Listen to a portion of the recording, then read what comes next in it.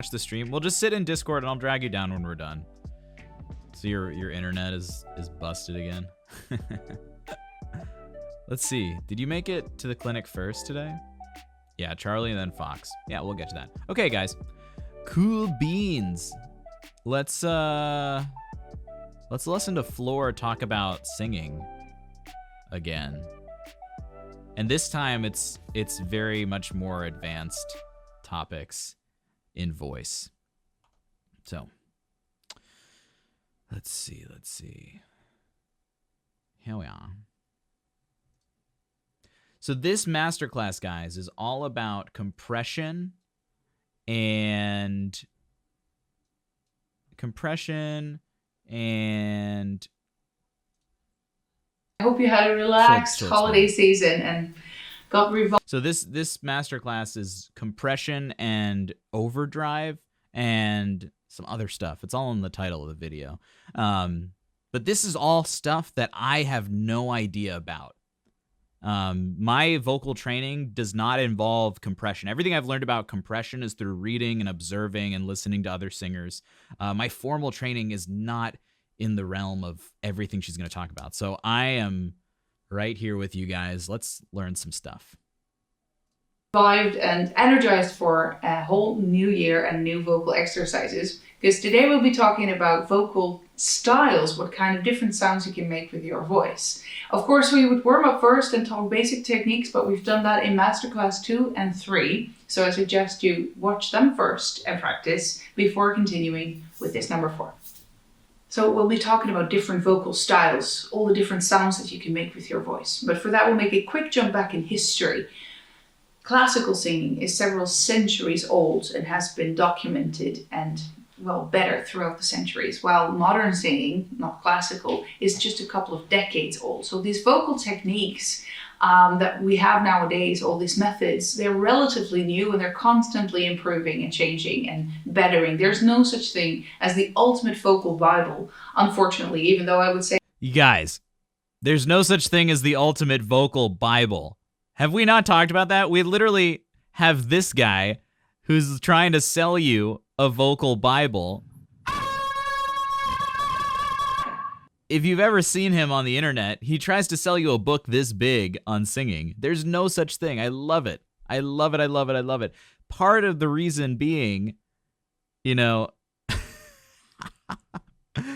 it's so true. And the other thing she said that's amazingly true, and I can't stress enough from the perspective of a classical opera singer, is that classical singing has been around for hundreds of years. Contemporary singing has been around for a few decades. So we are still in like the baby phases of learning more about contemporary singing styles. And that's why it's so important to listen from great singers like Floor to pass down her understanding of the voice so that we can learn more about contemporary styles, because there is not a lot of research done and a lot of consensus done when it comes to learning and teaching these styles of singing. So this is another reason why this is such a valuable resource to have.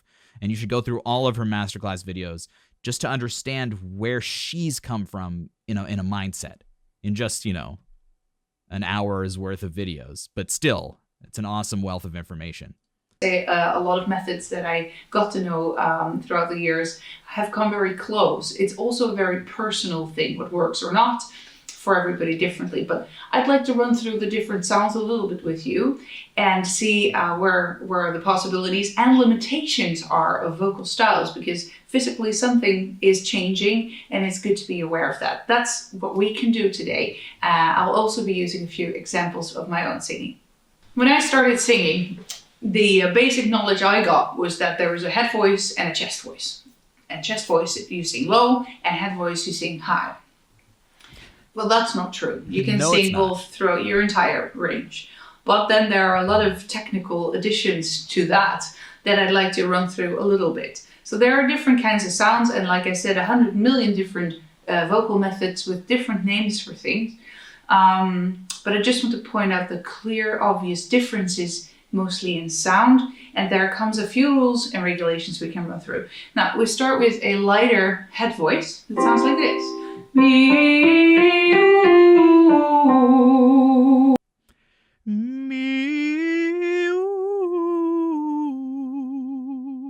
I would do that lower for me personally. But like she said, every voice is different. And everything has to be worked out for you. And there's no such thing as just head voice and chest voice. And I tell you guys this all the time. It's great to start knowing where your tendencies are, right? It's great knowing, oh, I speak in chest voice, so my chest voice is going to be stronger than my head voice, and so therefore you'll naturally need to work more on head voice. And if you speak in head voice, you're probably not going to have as much ease in your chest voice, and you'll have to work on finding your chest voice. But there's no such thing as, the chest voice isn't just for low notes, so the head voice isn't just for high notes, and ideally you'll be using a mix of them constantly, and there are other types of registration that can be used at the tip top of your voice and at the bass bottom of your voice. We talked about subharmonics, which is something I've recently learned about. And then there's all these different kinds of like whistle tones and squeals and different types of things that can go really, really high. And they're all based in, approaching them is all based in how you use a mix of head and chest voice and how you keep the ease in your voice, right? And I'm sure she's going to go into much clearer, better detail on that. Relaxed jaw. We can sing this throughout the entire range from very low to very high. Always higher notes require more breathing support than the middle range notes, and even the lower notes also require more power. That doesn't mean more volume. And this is the only vocal type where you could even allow a little flow of air on your sound, like this. Only there because when your vocal cords vibrate, they go like this. But when you would go with air through it, it goes like this. So the air literally goes through. What you don't want is on a super high, intense note for it to go like this because your vocal cords work harder. Well, hence that. You can make the... Yes. A breathy sound is not a healthy sound. It means your voice has to use... Not necessarily. It can be used efficiently, but it's not necessarily healthier than a fully occluded sound. That's so right. I love that imagery because what happens is when you're letting breath through, the voice has to move more and has to rely more on muscular tension. It has to move. When you're vibrating properly, these chords come together evenly and they utilize their natural biological design. They are designed to come together evenly in an even way when air is appropriate. When there's too much air, that's when it messes things up here. When there's too little air, it also makes you have to use more muscle when the chords are coming together. And she put it perfectly. The only real moments, as long as if you know how to use your breath at all, the only moments it's really going to negatively impact you is on high notes. And if your voice is doing this on a high note, it's just going to get, the sound is going to sound bad. It's going to sound cracked. It's going to sound terrible. And so there's so many different ways to diffuse tension here to allow for this to happen in the vocal folds. Now that's a combination of knowing how much air you have to use, knowing how much pressure you need to release, but definitely avoid a breathy sound as a default. Yeah, Skyface, not enough chord closure leads to vocal problems eventually. So even if you're making a breathy sound work now, overuse with that uneven, breathy phonation is not going to be good for your voice. And I think that's exactly what she's getting at. Again, everything I'm saying is sort of just for me, myself, to sort of continue to learn from her and also to just supplement it a little bit because Floor's time is very valuable and she's not going to, it's very valuable time for her. So she's not going to go into complete depth on every single topic because that would last hundreds of hours, right? Everything she's giving us is her understanding and it's incredibly valuable. So I'm just hoping to add a little bit of supplement to add a different layer of perspective. Like she says, there's millions of different ways of approaching the voice, and the only way we can get better as a community in the singing world is by listening to each other's perspectives. So that's all I'm trying to do here. Sound a whole lot darker, more towards opera, like this.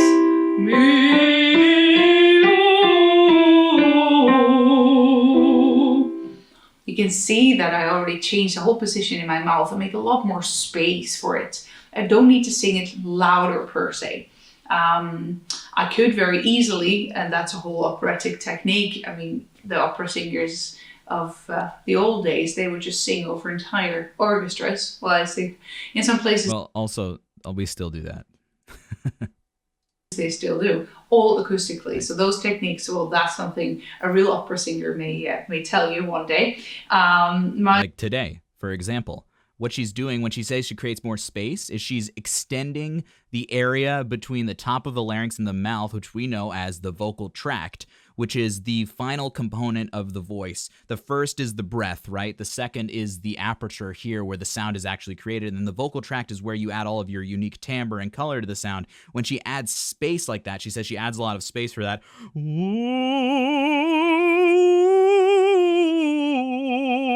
It's a lot more space. It's a lot more color. It's a sound that is able to ramp up its acoustics internally so that when it escapes from the mouth, from the face, when it vibrates your bones, it's able to travel farther. And that's all she's saying by an operatic sound. Yeah, I think I was just called out of date, but I have enough proof to know it's not true yet, but fast approaching, definitely. Opera is somewhat archaic. My knowledge of that is quite limited, but I do know that I use a lot of the spaces in my head, in my chest, to create that sound.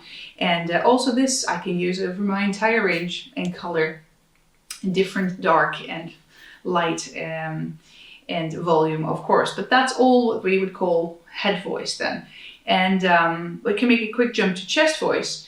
A lot of the pop songs nowadays, are sang in a chest voice, a lighter chest voice, in a vocal technique that I started using in the days I was still teaching a lot. I used a vocal method called complete vocal technique by Catherine Sutherland, and she called it curbing. Curbing is a vocal type, or this pop singing, that you cannot sing soft. Soft would become chest voice then, head voice, excuse me. But you can also sing it very, very loud, because then you would switch vocal type again. The nice thing with these rules is that you can very easily recognize what you're doing, and if things don't happen the way you want them to happen, you can go back to, curbing. Yeah, that was vocal type where I can not sing too loud. Then I would have to switch to another one. We start with curbing like this.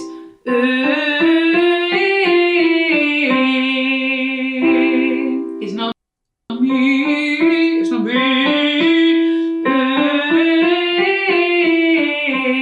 You can sing it over your entire range. The higher you get, the harder it is to maintain that not too loud singing. You would easily want to go into something called overdrive or belting.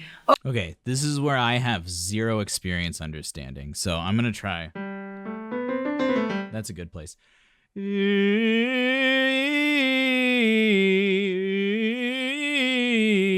Instead of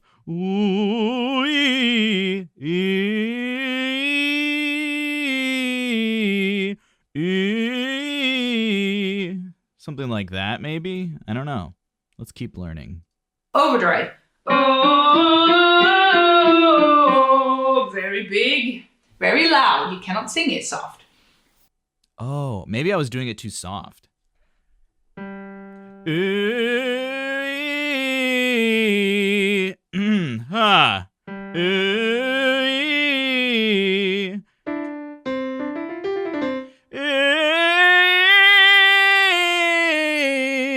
I don't know. Does it mean that tone basically has, like, it has to be straight tone when she's doing overdrive and curbing? Curbing is softer, overdrive is louder. But I think what she was saying is that curbing is for the lower range. Curbing is like, it's almost like applying compression in the lower range, and overdrive is using compression in the higher range, but it has to be within certain volume parameters, right? Yeah, I'm learning today. This is all about learning. That's why we skipped to masterclass 4. We skipped 2 and 3 because I was being greedy and I wanted to learn new stuff for myself. Yeah, let's keep listening. Belting. Yeah. Whoa. All right, so that was very much more forward, and her tongue was like over her bottom teeth.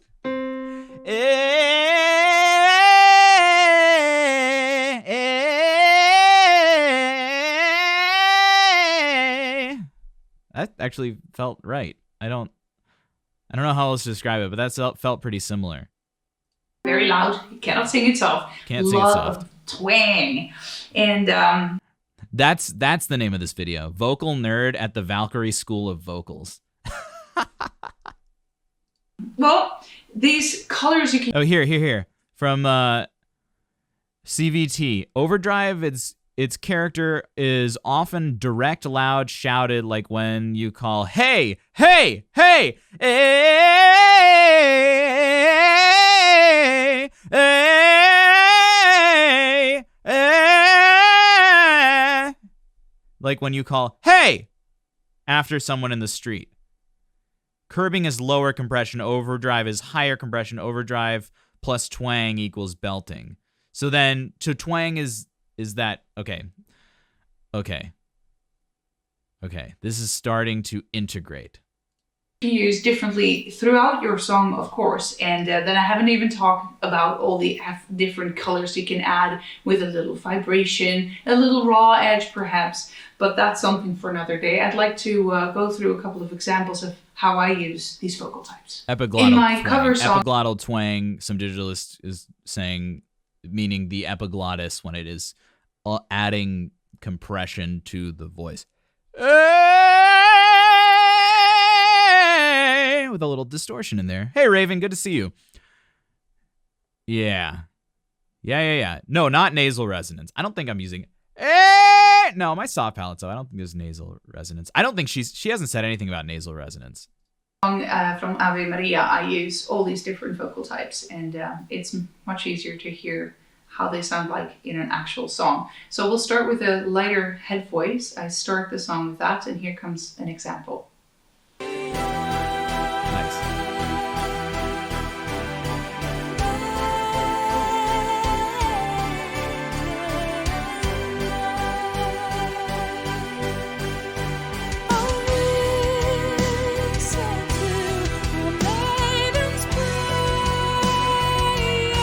That was the lighter one, even with a little bit of air allowed in this vocal style. We'll jump to the next one that is a more operatic, rounder, darker sound. I'd also like to tell that with different use of vocal types, you also power from different zones in your body, and especially this rounder, darker, more powerful operatic singing. Flor Jansen reacts to herself. Comes from a lot from around the chest. Much more than belly. Of course, the belly is always supporting, but in my case, especially, and I guess it's not always only a personal thing, there's a lot happening in the chest region to power out these notes. So this is what I love, because this is an idea that I've never really heard about much. I think one voice teacher mentioned this to me. Actually, my current voice teacher mentioned this to me. Certain areas in singing, you want to focus on different breathing muscle groups. But it was never really like a big point made. And I think that's something that we can all start applying right now, right? We have singers in chat right now, singers about to sing on stream. Thinking about really where in your body you apply that breath from. I talk a lot about, the core muscles, and it's all the core muscles, and that's important. But some types of singing, when you practice, you're going to find that different areas of your body are contributing to the ease that you get in your voice when you're making a certain sound on certain pitches. So now we start to think about the diaphragmatic muscles, the muscles that line the diaphragm on the outside of the lower ribs, like she was just saying.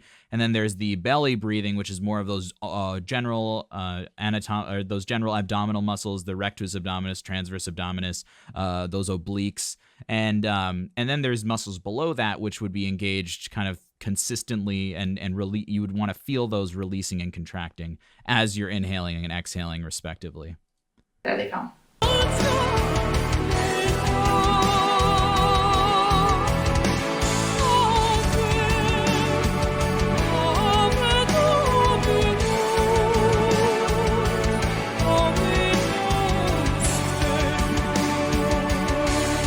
Yeah, so now while that's in that lower range of her voice, she's like, as she just said, she uses more of that full body sound than with the breathiness. And to do that, as she said, she has to engage those muscles that line the bottom of the rib cage, those diaphragmatic breathing muscles.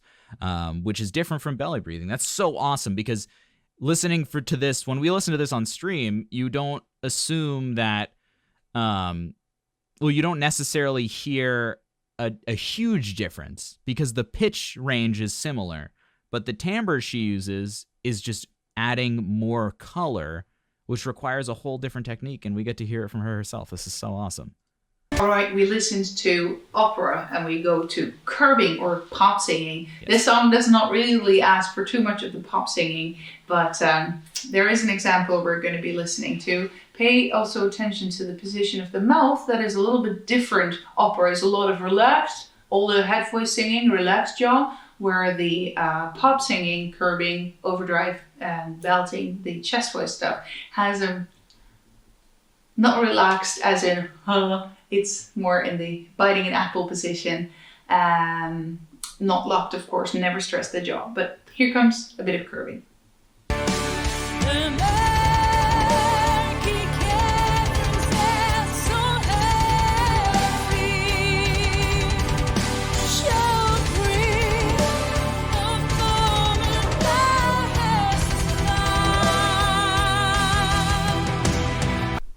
And that was curbing or more pop singing, not super loud, but it was already building up to something that we're going to be listening to now. Biting the apple, guys. Biting the apple. That is so key. The idea of biting the apple. We talk about singers showing their teeth for so many different colors. And you could understand, you'll want to work with someone who specializes in this if you want to really get to that professional level, right? Someone who fully understands how to approach this technique, how to approach this style of contemporary singing, this curbing idea. Pretty much everything I do here with you guys is vocal basics that can be applied to any genre. But when you want to specify and really, really dig in to what it means to be stylistically appropriate, everything she's talking about in this video, you want to seek out someone who's trained and experienced in teaching these ideas. Now, Flora would be amazing for that, but I don't think I have enough money. I don't think I've ever had enough money to hire her for something like that. But there are plenty of people who do understand that topic. Now, the idea of curbing, right? You can narrow it down to just showing your teeth and feeling ease. But that doesn't always instantly instill, right? I mean, before this video, I had no idea what curbing actually was. But based on what she's saying, it's that compression quality in the middle range of the voice that doesn't just explode, right? Oh, Kiwi, thank you. Welcome. I'm glad you could be here. All right. Let's keep listening. That's a huge compliment. Thank you so much. I really appreciate that. It made my day. Singing, not super loud, but it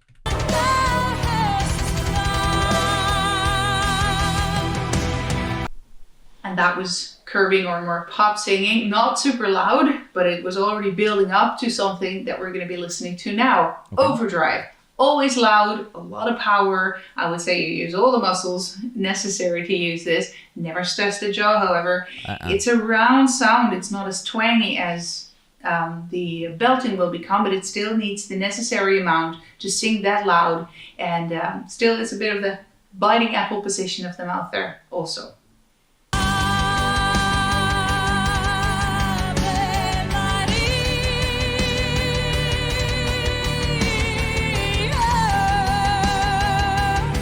So that's that full belty sound, right? And so it's louder. Now this is mixed and mastered in a way that probably has a little compression, so hearing the volume difference is probably not the easiest thing. But with that being said, EAB Pro, thank you for gifting that subscription to Kiwi. Kiwi, welcome. That was a really nice thing you said, and I really appreciate it. I'm glad you're here. It's a range thing that she said, right? It's when you get into... It's most likely when you start to approach the passaggio and start getting up into and above the passaggio, that's when you have to start integrating the idea of overdrive versus curbing. Curbing is not as pressurized as overdrive is, but I think the idea of pressure should be forgotten at this point, because what you're doing here literally is you maximizing efficiency through breath speed. Now, you shouldn't be feeling vocal pressure because that will correspond to a breathiness in the sound. In order to get the purity that she's talking about through in curbing and overdrive, you have to get that balanced, even closure of the chords that she mentioned at the beginning of the video, and then balance the ease here, everything here, the resonance with the amount of breath speed. And that's how you get that closure and avoid that breathiness image. It's awesome. Now, I know I'm talking in like generalities and universal ideas the way I'm speaking, but everything is, I'm just trying to work through the ideas she's presenting because this is all new information for me as well.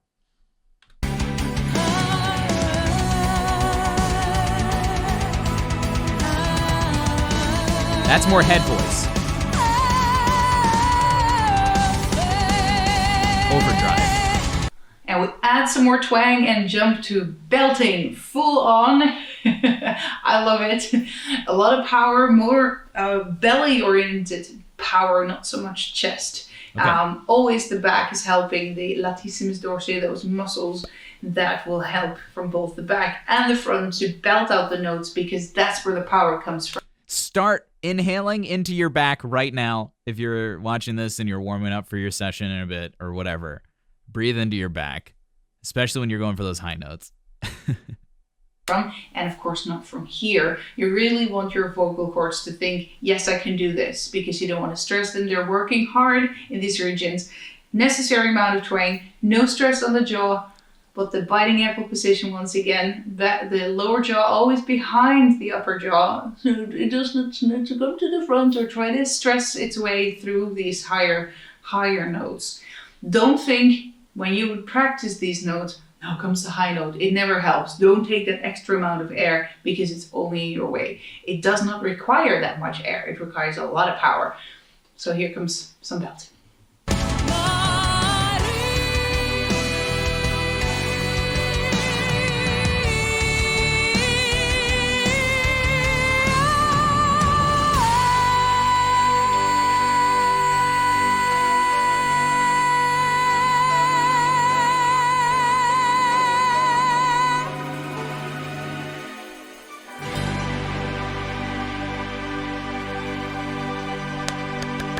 And that was the end of masterclass number 4. Thank you so much for watching. I hope you enjoyed and maybe learned something. In the next masterclass, number 5, I would like to go into a more interactive mode with you guys and invite you to write me questions based on the first 4 masterclasses. I will be selecting a couple of those questions and go through them in front of the camera. There's only left to say, I hope you enjoyed. If you did not subscribe already, please do. Yeah, you subscribe. Become a member now even of my channel. Anyway, enjoy your day. Thanks for watching and keep practicing. I'll be a member. Bye. I'm going to be a member. I'm going to subscribe as a member. So I think one of the biggest things to remember here is, well, actually, I want to go back to that last point because we didn't talk about it. But basically, when you go up to those, if you're approaching like a big money note that's in the top portion of your range, for me, that's probably like A or B flat. I think I just learned something new for myself as a performer, not just a teacher. But when you go up to those high notes, we always talk about continuously decompressing the voice through the body, right? Continuing to expand those muscles. And that's what I think she's getting at with these varying places where you want to feel the muscles driving the sound. For example, for curbing, what she was saying, it was like, you don't want to use your whole belly to diffuse the sound, to drive the sound, right? And then for belting, you want to start engaging, for curbing, it's pretty easy relative to the other two things that are higher and require more air. It's just making sure that you're at a certain volume level. But then when you get to belting, you want to engage those diaphragmatic muscles around here. And that's kind of the next level of compression, right? And then as we get up to that was overdrive, sorry, not belting. When you get to overdrive, you want to start using those muscles around the base of the rib cage. And then when you get to belting, that's when you want to use the entire body, right? Oh, Martville, I'm way ahead of you. I'm there, man. So like, for example, if I wanted to learn how to belt, which I do. I don't really think I know. I'm trying to just grasping at straws here, but it would be like, start with curbing, and that's just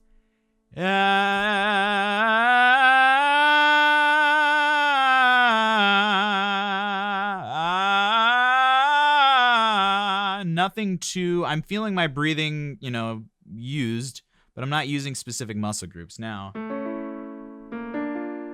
Now, as I go up, this is like an F above C. I would probably start doing the belty, or start overdrive, right?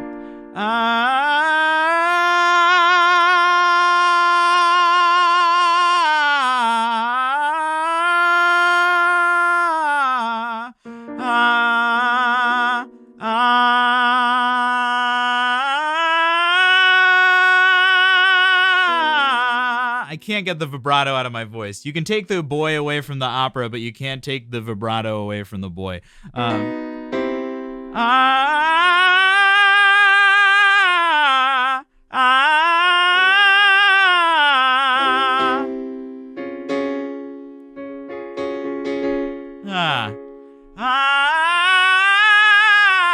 Now I'm focusing mainly on, it's a very bright forward sound for me right now, but I'm focusing mainly on using that wrapper of diaphragm muscles that line the lower ribs. Kiwi, thank you for the bits. Thank you very, very much. It's a musical theater sound, right?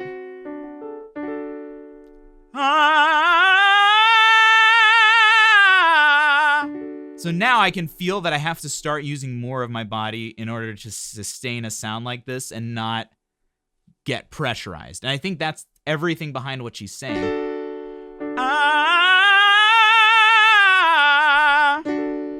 It is forward. I'm trying to use the teeth to the advantage, right? Yeah, so Paul, the idea is not about building tension. It's more about using the muscles in your body to support your breath instead of using muscles up here to supplement the voice making sound. It's a lot healthier to do that for your voice in general. So now if we're going, that was like an A, right? If we go to like a B flat,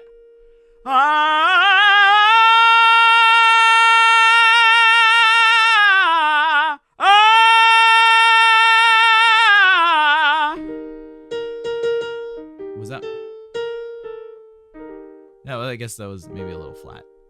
When you experiment with breath, guys, your pitchiness can go all over the place because that's kind of the defining factor, right? Yeah, well, okay, so everything that goes into good singing, like singing practice, will also help with speaking and yelling and shouting, whatever. Any type of phonation, all these exercises apply to that. Singing is just kind of like the most finessed version of speaking or whatever.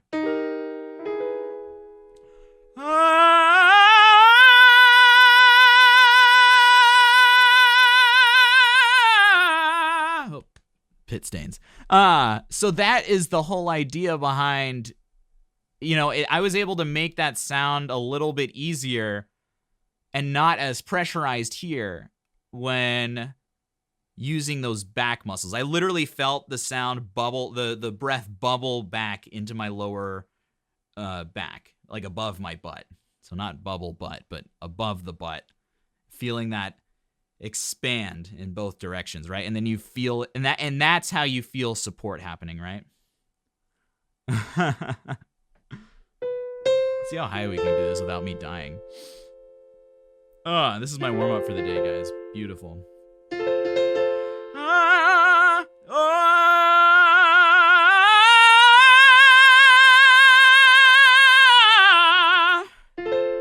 So that's a C. And now when I sing that operatically, it's different. And this is definitely a more compressed mode of phonation. And it makes sense that what you're going to hear in my sound is like a very musical theater-y sound, because musical theater is kind of like the cross-section between classical technique and pop technique, right?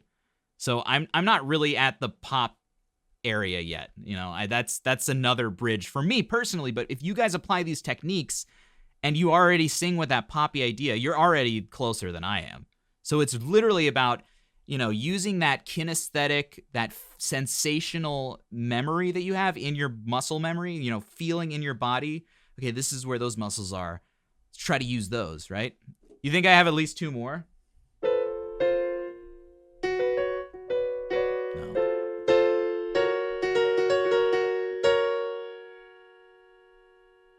I mean, maybe, Kiwi. I don't really like the idea for myself of eliminating vibrato, because everything I've learned in my training over the last 10 years has been around allowing for vibrato to happen. So I don't know really what it should feel like when it comes to my own voice. But less vibrato is definitely more pop, I'd say. I don't think I'm doing the exact right idea when it comes to curbing overdrive and belting, right? I don't think I'm doing the exact right things that she was talking about, but I'm trying to apply the principles she was bringing up to get my voice, which is more of an operatic classical sound, closer to that. And if I practice this a lot, I could probably get there, right? But one thing that happens with your voice is the more time you spend doing something, the closer you get to it, or the farther away you get from other stuff. So for me, it would be practicing a lot of classical and practicing a lot of this in order to do them separately well, which I might do. I think that's fun. That sounds like a really fun project, just to kind of learn as a teacher and as a performer. But is there really specifically a pop sound? No. I mean, as long as you have your unique sound, sing whatever. Because there are people like Florence who sings with this very unique, fluttery vibrato resonant sound that's not explicitly pop. And I think if you try to narrow your voice into a specific genre, you're cutting yourself short, because then you're going for a specific sound instead of actually just using your natural voice, right? Yeah, this is my Valkyrie School of Vocal homework. Your vibrato wasn't sounding natural, rather that you copied it by listening to different singers. Well, if you were choosing to make vibrato by making a flutter happen, I would need to hear it, Nati. But natural vibrato just occurs when you can relax.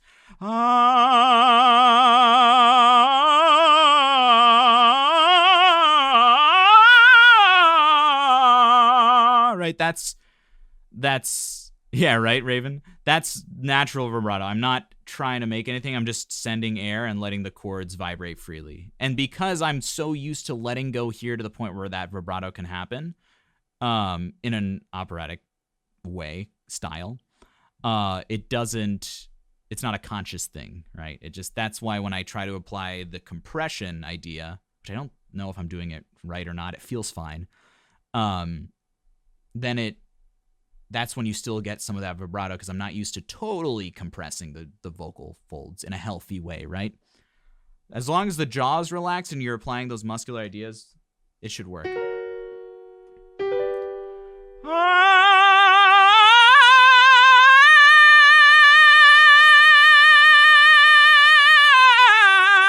We got there eventually. And my tongue pulled back a little bit.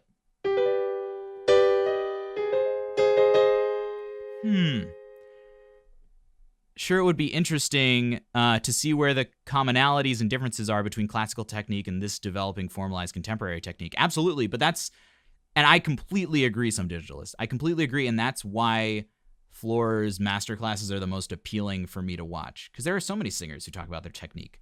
But I'd rather watch a versatile singer who kind of does crossover to the best level in these two styles, not just repertoire. She sings her own type of music, but technique-wise, she crosses over from classical to contemporary pop rock sounds so fluidly. And so as someone who finds that really fascinating, these are the best, and I agree with you, I think we're both on the same page.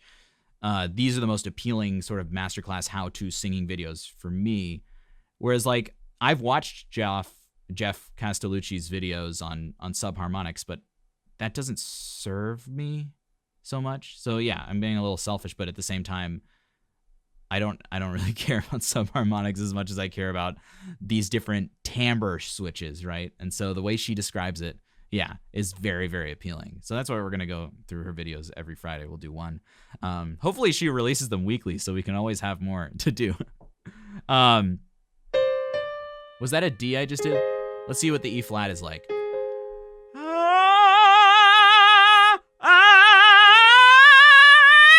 No, I didn't start out with the right overdrive. I didn't start out with the right support of that belt muscle. Sorry, I call it the belt muscle, but it's a belt of muscles that lines the lower rib cage.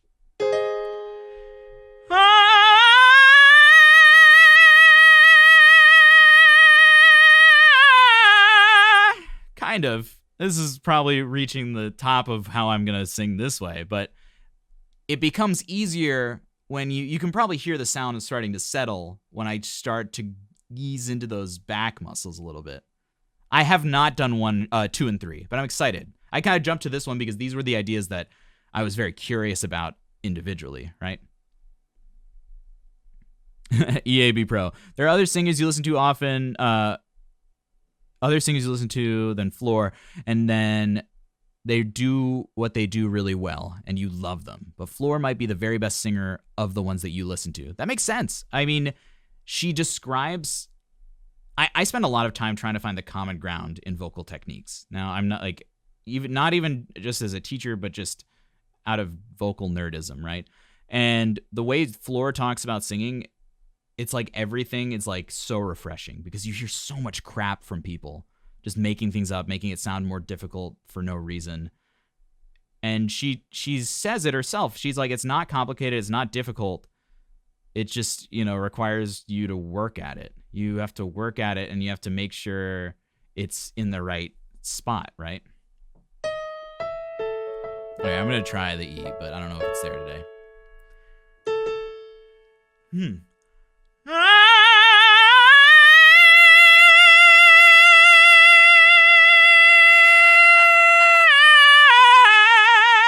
Oh, okay, that was something. It was something there. But I think that's gonna.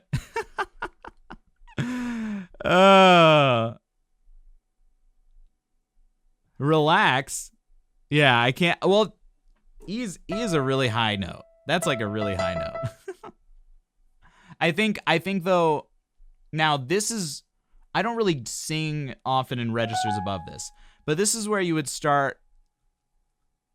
This is where you would start kind of transitioning to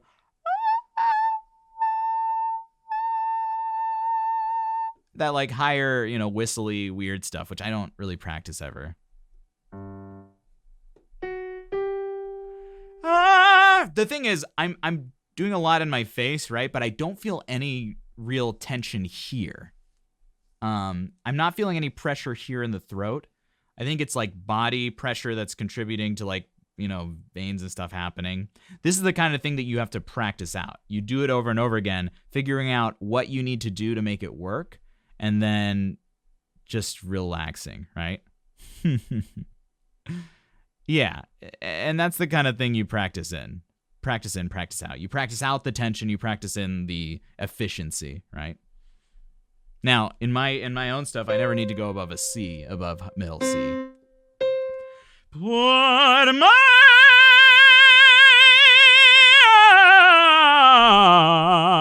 What would I ask Floor with one question? I would ask her what she listens for.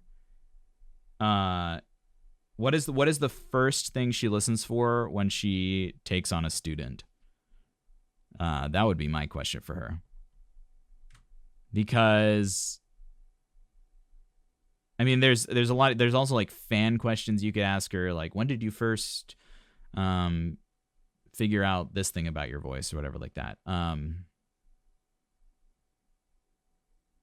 don't know. There's a lot of questions I would ask her. What's the one thing I would ask her? But what is the first thing you listen for and when you take on a student? I think that's indicative because she's the kind of person who can be selective in her students, and she also knows what she's good at teaching and what she wouldn't be for. Like, she wouldn't teach a pure beginner singer, right? If she were still teaching, which I don't know if she is or not, but she still, has the ideas of a vocal coach. She always has, as she said.